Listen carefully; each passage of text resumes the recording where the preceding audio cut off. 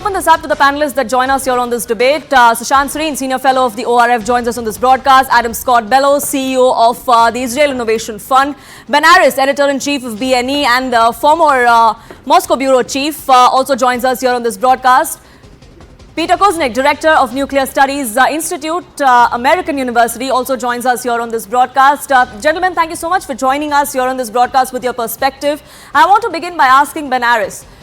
We've seen Vladimir Putin this morning land in China. We've seen the kind of relationship that the two of them share. It's a no-limits partnership, as they've put it not too long ago. Are they sensing an opportunity for their own good as far as the Israel-Hamas war is concerned? I think certainly the war that's broken out in the Middle East around Israel is an opportunity, particularly for Russia, simply because it distracts the world's attention from the fight in Ukraine. And in recent months, we've seen that some Ukrainian fatigue building up here. The war's been dragging on for nearly 2 years now, and the Ukrainians are under pressure. They're running out of ammo, they're running out of money. There was a problem trying to get the last funding package through Congress, and so that got frozen. And so they're under a lot of pressure. And Zelensky's strategy has been to keep his war on the front page. And he's done that very successfully. He's emerged something as a hero, as an iconic figure, a wartime resistor. But that's stopped now. It's the focus switches to the Middle East.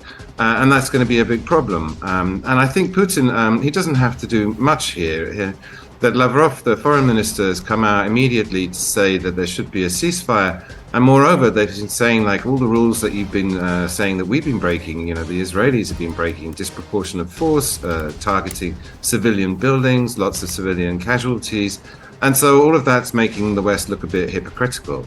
And Lavrov has been playing for that. And moreover, Russia has been investing into the Middle East heavily in recent years to build up its relations there.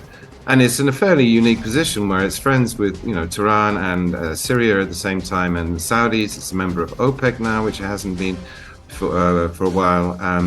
And so it's got a lot at stake here. And it's the Arab nations, I think, are looking to it as seeing as a real player in the region, whereas at the same time, the American influence in the Middle East has dwindled to some extent ever since it became an oil exporter itself, although, of course, it remains heavily invested into Israel. And that's the nub of it, that I think the Russians are going to be playing on that, their relations with the other countries in the region to push through their advantage and to hopefully distract everyone from the war in Ukraine. So if anything substantial comes out of it or not, at least for the optics of it, it definitely bears well as far as Russia is concerned. That's really what Russia seems to be going after.